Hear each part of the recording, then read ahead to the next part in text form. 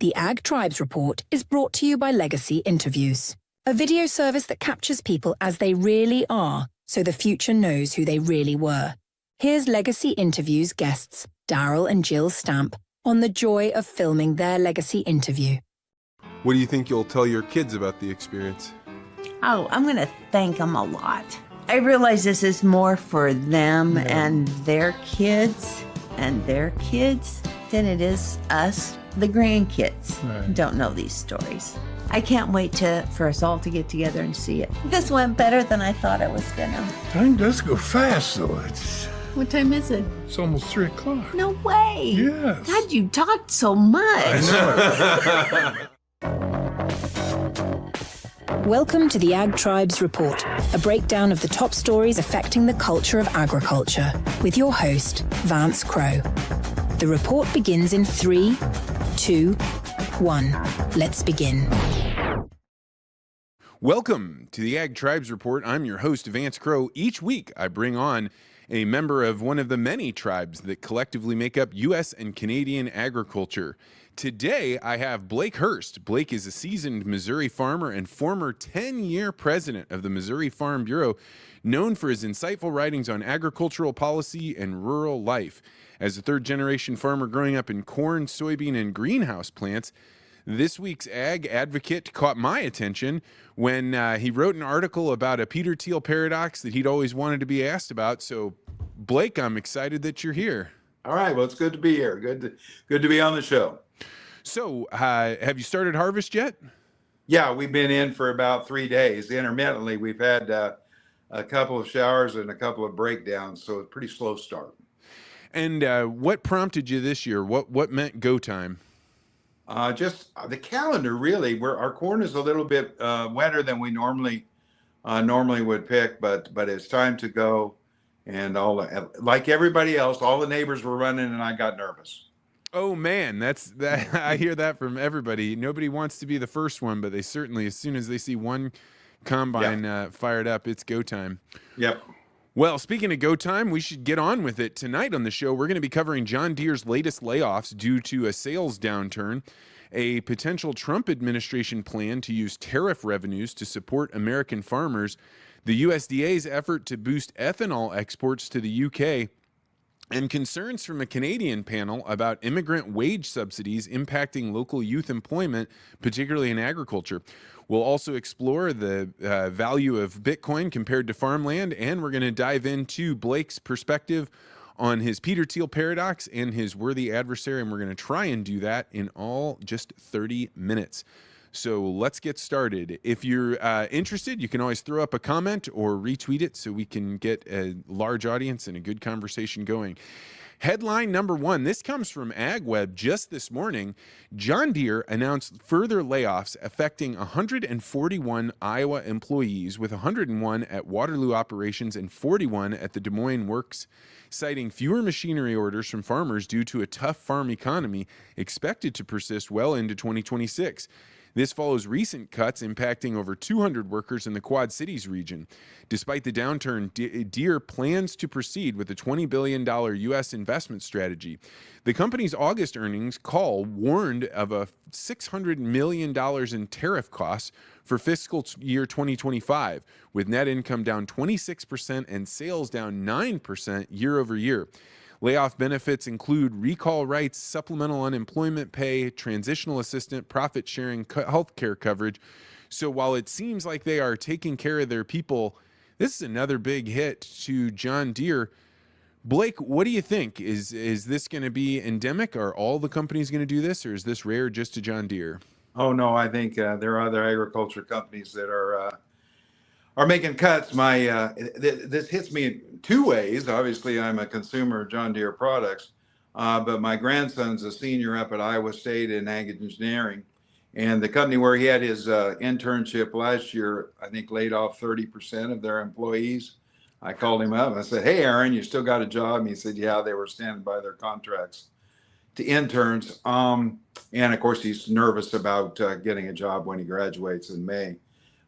This is no surprise. We're in a cyclical business. This is the down cycle. Some of it's caused by a huge crop in the field, and some of it's caused by government policy. So there you go. We're going to be living this life for a while. Yeah, one of my buddies that is in the retail sector said that it's easy to sell equipment to grain farmers regularly, because most of the time, if they ever make profits, they're trying to get them off the tax rolls. And right now, it's the cattle guys that have been buying stuff hand over fist, but not these big combines, not planters, not sprayers, because that's grain, and grain guys are not spending money. Yeah, good for the cattle guys. I'm happy they're getting their turn in the sun. Well, story number 2, Trump administration explores tariff-funded farm aid. This is from the Financial Times. The Trump administration is considering a plan to use revenue from new tariffs, particularly on Chinese imports, to fund a support program for American farmers facing economic pressure from trade tensions. Ag Secretary Brooke Rollins recently indicated in an interview that the administration is developing this initiative, which could provide aid to offset declining exports and rising input costs. The proposal aims to make the program self-funding through tariff collections, potentially avoiding additional congressional appropriations. This echoes past emergency payments during the Trump's first term, but with a focus on using tariff dollars directly. Farm groups are lobbying for relief amid a projected 20% drop in net farm incomes for 2025. On X, this was stirring quite a bit of comments from people saying they don't really want payments. What they want are good high prices. Where are you at, Blake? Is this a necessary thing? This is the most ridiculous idea I've ever heard. So we put on tariffs on Chinese imports, we take the money, and then we give it back to the people that are hurt because of the tariffs we put on Chinese imports. I've got a great idea. Let's get rid of the middleman and just sell our soybeans to China and make a living that way.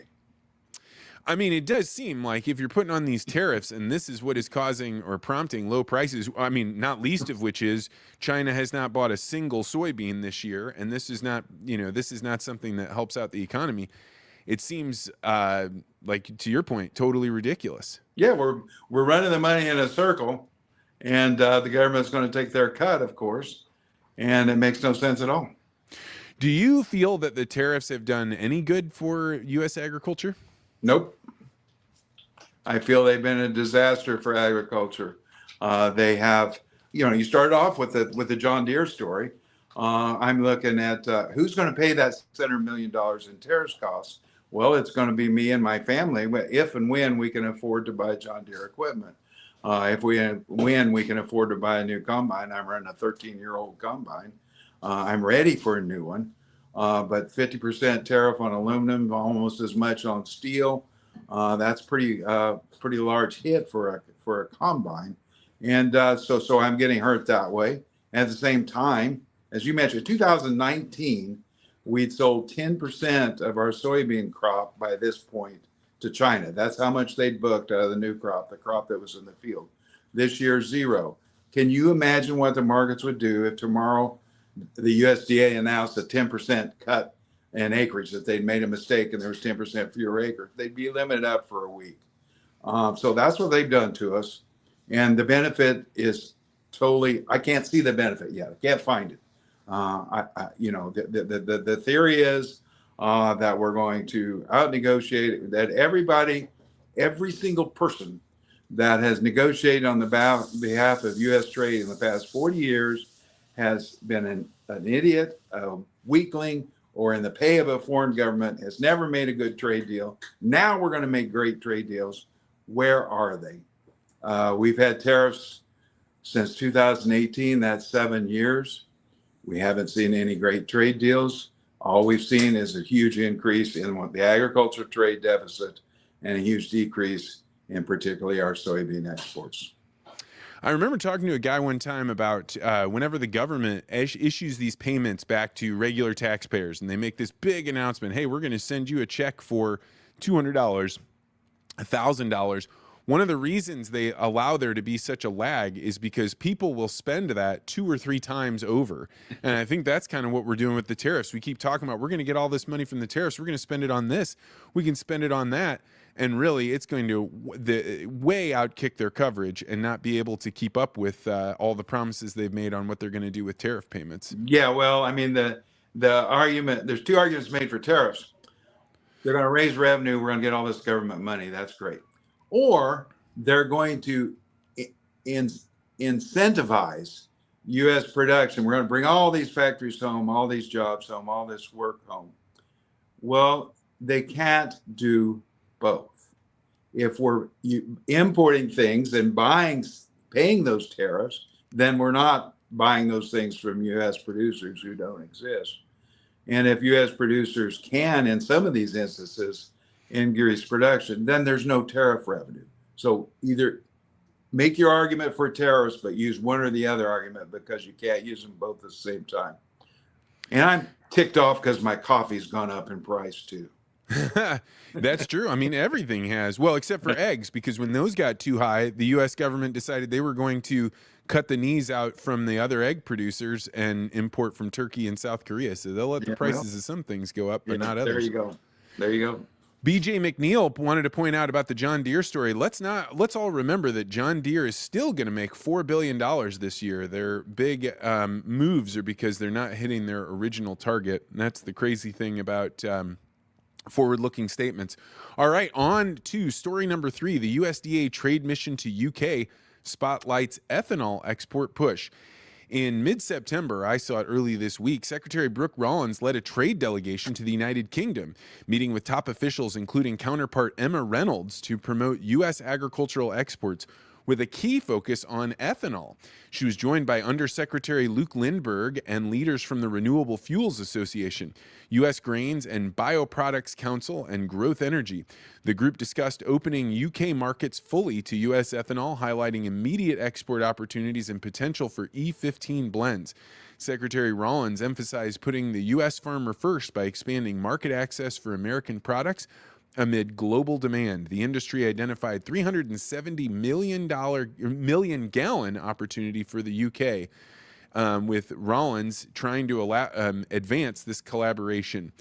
Blake, what do you think? Should we be exporting the ethanol all over the world? Should this be the great hope that'll buoy demand for corn? I wish her well. I hope it goes well. I hope we sell a lot of ethanol. Gosh knows we've got plenty of corn in order to grind ethanol. You know, one of the things that I think is interesting, and it might help people when they're thinking about ethanol, because it gets a lot of criticism from outside agriculture. But when you think about it, it's a huge grain reserve, in the sense that should we ever decide we were short of food, God forbid, we can change, a third of the corn acres can go into producing corn for feed, or soybeans for feed and oil or other goods. It's a huge reserve that we've got out there to protect our domestic food supply. And I think it'd help people who are critical of ethanol if they thought of it in that way. Well, I mean, the flip side of that, though, is that if you look at all the corn production as hey, we're holding this land for food production if we need it. I mean, right now, the way that we're holding that is we are paying out for farmers who are not able to make their ends meet because the grain prices are too low and the input prices are too high. So it's a very expensive program if we calculate out all the, quote unquote transfer payments to farmers to keep them farming this acreage. Yeah, but my point was, if we weren't farming ethanol for ethanol, selling ethanol, producing ethanol, then obviously the price of corn go down. There'd be less corn grown.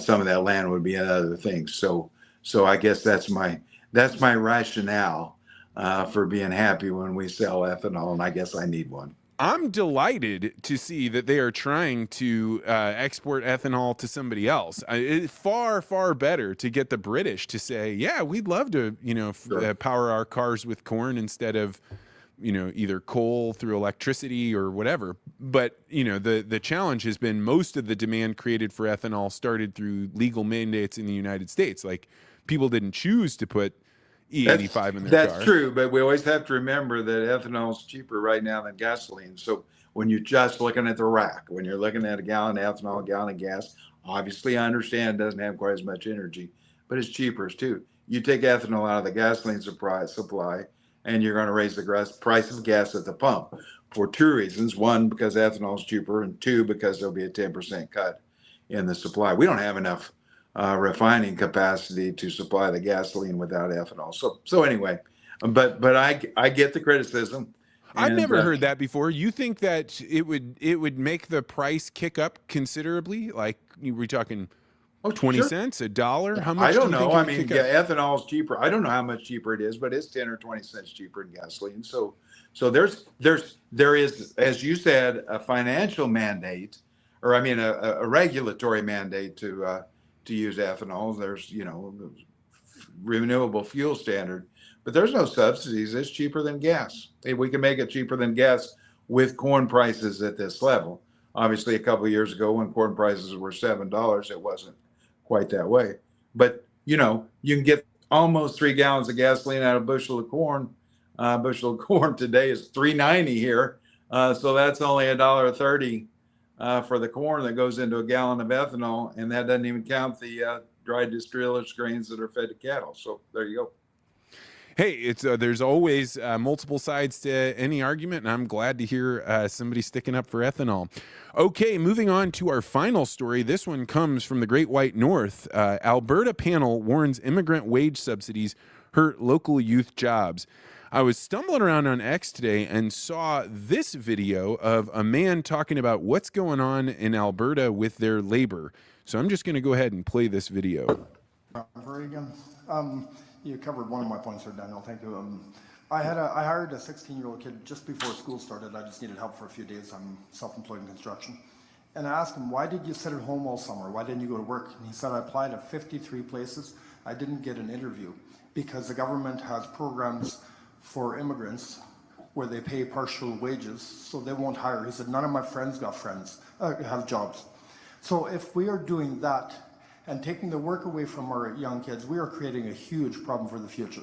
Yeah. I am very in favor of immigration if we can do it at a sustainable rate where they don't take the housing from our seniors and don't take the jobs from our kids, and where we do it in a way that they integrate into our society.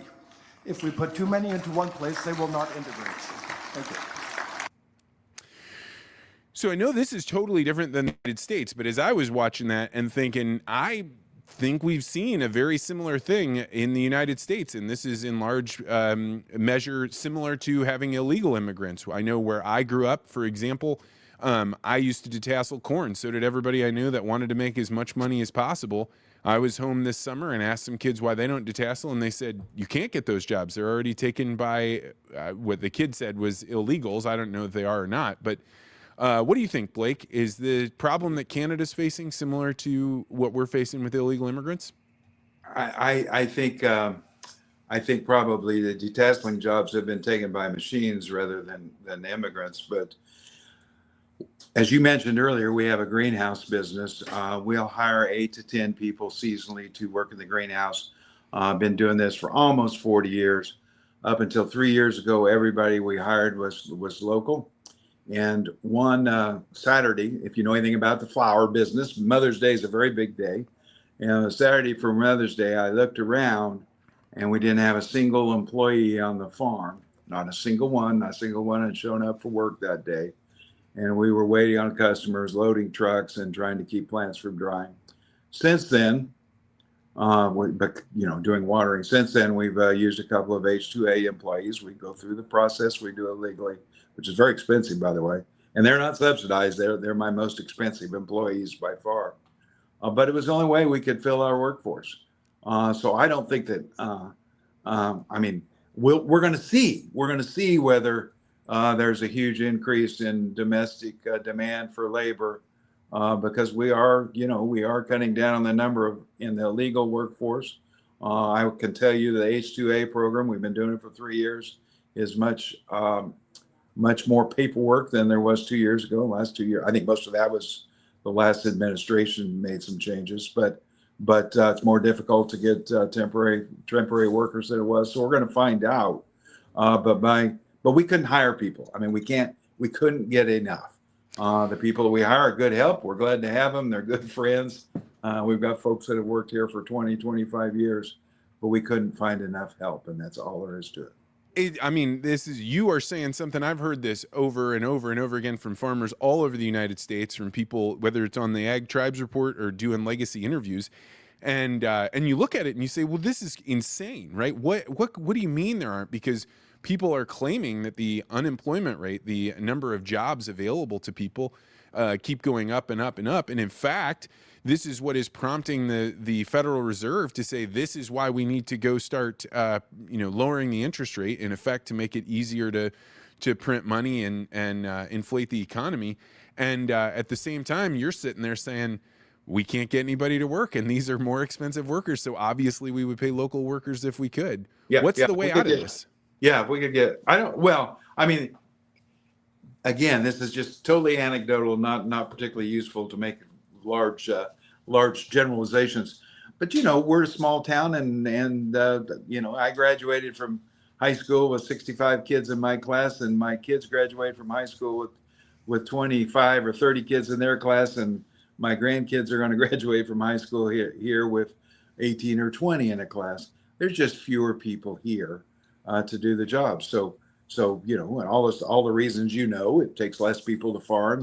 People move away from the small towns because the city pays better, more exciting life, all those reasons. But we just have a people problem. Now, that's clearly not what's going on in urban areas, but that's our problem. Well, that sounds fair enough. All right, that's going to do it for the headlines today. If you have headlines you think we should cover on the Ag Tribes Report, you can always send them to vance@legacyinterviews.com or hit me up on X @VanceCrow. Moving on to the Bitcoin land price report. This is where we take a look at how much farmland costs in Blake's area, and then we compare it to the price of Bitcoin. So, Blake, where do you live, and what does an acre of good quality farmland cost there? I live clear in the northwest corner of Missouri, so we're just south of Iowa and east of Nebraska, and an acre of good ground would bring. I've seen it sell as high as 17,000, but just a typical sale held tomorrow, my guess would be $10,000 to $11,000 an acre. All right, so we'll call that 10,000, and you're in, is it Atchison County? How do you pronounce that? Atchison County, yeah. All right, Atchison County. So as of press time, Bitcoin was $117,500. So that means that for 0.085 Bitcoin, you could get 1 acre of farmland, or 1 Bitcoin would buy you 11.75 acres. How does that strike you, Blake? Well, I should have bought Bitcoin, but I didn't. Where are you at on Bitcoin? What are your thoughts on its role in the future? So I don't know. I think that it's a huge speculative bubble right now. I don't think there's any doubt about that. If you look at the charts, if you look at the increase in price, I think I would be very nervous about investing my kids' inheritance into Bitcoin, but that doesn't mean it doesn't have a use and isn't useful, and we shouldn't be glad we have it. When I read about stable coins, they strike me that the use case for an actual stable coin you could trust strikes me as really, really good. Really important, and if anybody ever comes up with a stable coin that people can trust and ties that to the blockchain, then I'm going to have to sell my stock in American Express, because credit card companies are going to be in big trouble in a big hurry. Wow! So tell me about this. Why do you prefer stable coins over Bitcoin? Well, I didn't say I preferred them. Right now, well, you weren't selling your American Express stock for Bitcoin. No, I'm not. I'm not, but the thing about stable coins is if I can make an instantaneous transaction across borders in time for nothing, that is a huge deal. I mentioned the H-2A workers that we've had the same kids for, young men for a couple of 3 years. They've gotten to be, we provide living quarters here. We build an apartment for them. They've got to be family friends, and we help them when they need, and both of them send money back to one of them to their mother, and one of them to their spouse, and it's hugely expensive. I mean, they just go to Walmart, and it's, I don't know, 6, 8, 7%. It's bulky, cumbersome. It's a mess, and And the same thing happens if I want to buy. I tried to buy a Canadian stock a couple of years ago, and it got to be a huge mess. And because it wasn't registered in the U.S., I didn't realize it at the time, or I'd never done it. But I had to buy Canadian, loonies, make the transfer. Oh, if I got stable coin, if I got Bitcoin, except that Bitcoin makes me nervous because tomorrow it may be worth 10% less than it was today. So how can I do those payments over, if I have a long-term relationship with a Canadian supplier, how can I do those payments with a currency with an item that's really being used right now as a speculation, as a store of wealth, rather than as a means of exchange? So that's where stable coins, I think, kind of catch my imagination because their value doesn't change. Well, I mean, it does because you're buying it in U.S. dollars. So the U.S. dollar's lost 11% of its value just in this year alone. So if you had purchased stable coins and held on to it, it's the purchasing power has gone down by 11%. But I will say, if you like the idea of doing that cross-border payment, I currently was trying to get paid by some people in Canada, and we have had to go through so much rigmarole and wire transfers It's terrible. And somebody's going to pay for it, right? They're going to pay for it. I'm going to pay for it. And it's not an insignificant amount of money. The cool thing about Bitcoin is you can actually have your bank account connected to a Bitcoin service. You can buy the Bitcoin and immediately send it if you already have your bank account hooked up. And so you would be able to say, I will give you this at this price, or we'll choose a strike price, and you get all the benefits of being able to send it without an intermediary. I guess my point would be this. If I buy the Bitcoin today, make the transaction, and I'm out of the Bitcoin market tomorrow, then no problem. That's great. That'll do it. But you say that U.S. dollars depreciated 11%. Well, I mean, the official inflation rate's closer to 3%, but whatever, 10%, no doubt it's depreciated. But Bitcoin can move that much in a day, and that's what, as a store of value, I've got to have and if you told me that Bitcoin is going to be worth more than it is today in 50 years from now, because there's a limit, and if they a limit on how many can be produced, I would say I absolutely agree with you. If you tell me it's going to be worth what it is today, 10 days from now, 6 days, 6 months from now, or a year from now, who knows? Who knows? Fair point. I mean, the only thing I can say is that if you look year on year, you can say there's a positive trajectory. But anybody that's trying to get in and get out of the market quickly, it's foolish, I think, to try and trade Bitcoin. It's not a game I could play. Yeah. Well, fair enough. All right, Blake. Moving on. Oh, if you are interested in purchasing Bitcoin, there has been a flurry of activity. I will include a link to River, who supports the show. Whenever you buy Bitcoin on River, you support the show by them sending us a little bit of Bitcoin. And there has been a lot of people buying in the last week or so. Moving on to the Peter Thiel Paradox. Blake, what is one thing that you believe that almost nobody in your ag tribe agrees with you on? That I have a whole bunch of things, but I'll start with the one I wrote about a couple of weeks ago, that we're in imminent danger of running out of productive farm ground. I don't think we are. And the reason is because the price of corn is $3.90 a bushel here in Tarkio, Missouri today. And that's below, not below my cash cost of production, but certainly below my total cost of production. If we're producing such a huge surplus that we can't do it properly, then we don't need as much ground farmed as we have farmed. And there's lots of ways to get ground out of production. We can sweat it out by just grinding prices ever lower and farmers' margins ever tighter. Or some of it can go into shopping centers, some of it go into subdivisions, some of it go into solar power. And some of it can go into, heck, I don't care, recreational areas, whatever.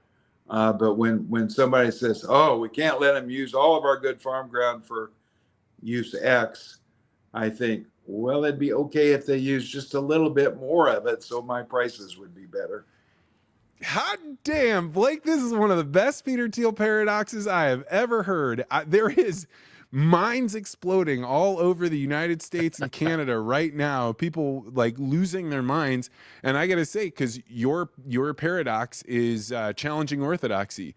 And the orthodoxy is save farmland, do what we have to do. That's why we have to do payments.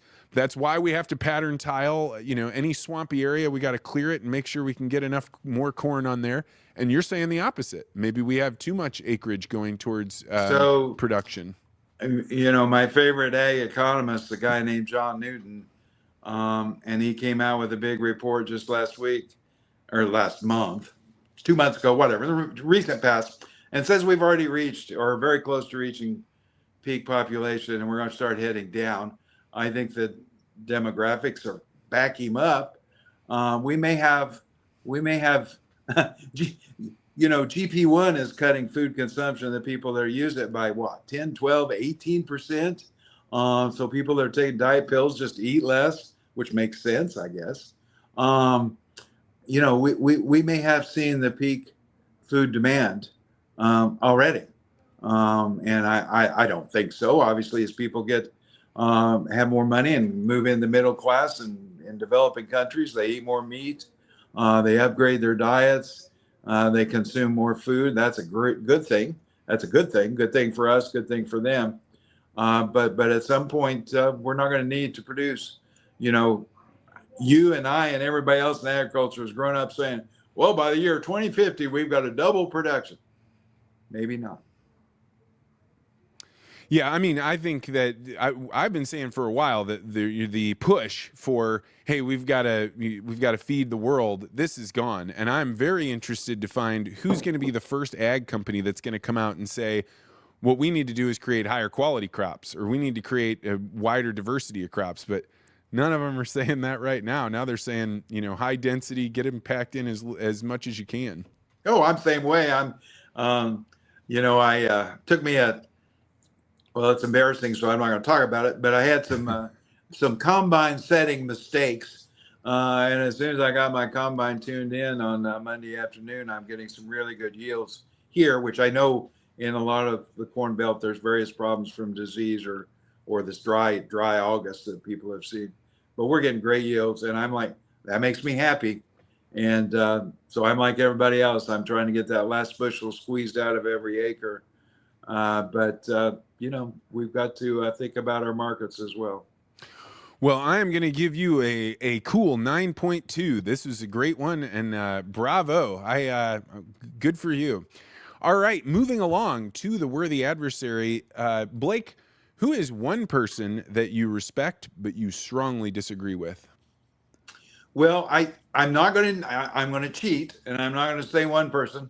Farm Journal did a survey here a couple of months ago and found that 70% of my fellow farmers are full agreement that our present trade policy will be successful.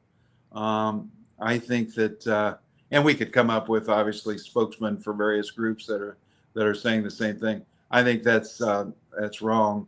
That we're going to have to learn from history, learn from the history of past trade wars, and change course, and the sooner the better.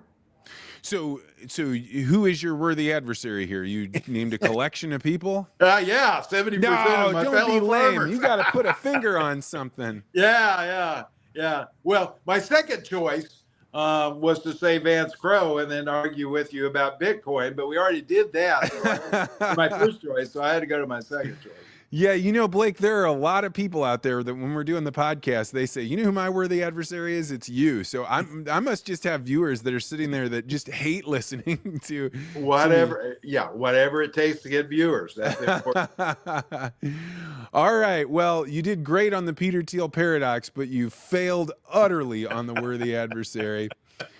But I can think of about 6 guys on X that are beating the ground. I mean, this idea that we have to make everything here and then we can't trade is a denial of every bit of economic progress we've made since people climbed out of the primordial swamp. It's crazy, and there is one country that is totally self-reliant. depends on nobody else for anything, make everything they use at home, and that's North Korea, and people there are hungry enough they're eating grass. We succeed by trade, we grow by trade, we benefit from trade. We've known that, used to know that. I mean, we're going to learn the same lessons about the measles vaccine, but whatever it takes, we're going to. So, somebody said once that experience is a school of mankind. He will learn from no other. I'm convinced that they should have changed that to screwing up is the school of mankind. He will learn from no other. We're making some big screw ups, and we're going to learn some lessons. Well, I'm a firm believer, and I know this from interviewing people about their life stories, is that the only real wisdom is getting yourself back up after you failed. Like there is no way to gain wisdom. I'm afraid so. We got to live it. You can tell the kid that what's going to happen if he does a certain thing, but he's just got to go do it. Yep, that's the dad's job, is to keep mom, from jumping in there and stopping them. Yeah. Well, Blake, if people wanted to engage with you more, where should they go to read things that you publish or interact with you? Well, obviously, if you're a subscriber to AgriPulse, I write in there. I'm lucky enough to get maybe 2, maybe 3 op-eds in the Wall Street Journal every year. I have a relationship there. I'm on Twitter at Hurst Blake, and I have a Substack at Blake Hurst or at Hurst Blake, where I put out more personal stuff about the kids and the farm. So I hope people will go to the Substack. It's free, and nothing is said on there that's very important, but I try to have a little fun with it. Well, I had a lot of fun with you today, and if you send me a link, I will include it on the show notes. So all right. Thanks so much for coming on, Blake. All right, that's going to do it for this week's Ag Tribes Report. This has been a wild ride with Blake.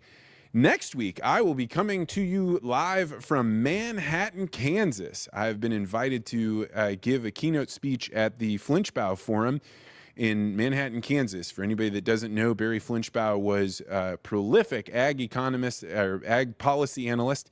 And he invited people in from all over the world and would have challenging conversations with them. And I'm quite excited to be doing this. So I'm going to do the Ag Tribes Report on the road with Jake Jorenstad. And as we head out, I wanted to share this little video my team put together on why it is that I can help people solve their conference problem, when the challenges of finding the right speaker for that. So thank you so much for joining us. Thank you to Blake for coming on. And as always, feel free to disagree. So the conference organizer has a terrible challenge. The audience can pull out their phone and pull up anyone talking about anything. How do you find somebody that is both going to reach every single person in that audience and yet still have that spike of energy where people are electrified because they're hearing about things that they aren't used to or that make them think about things in a different way?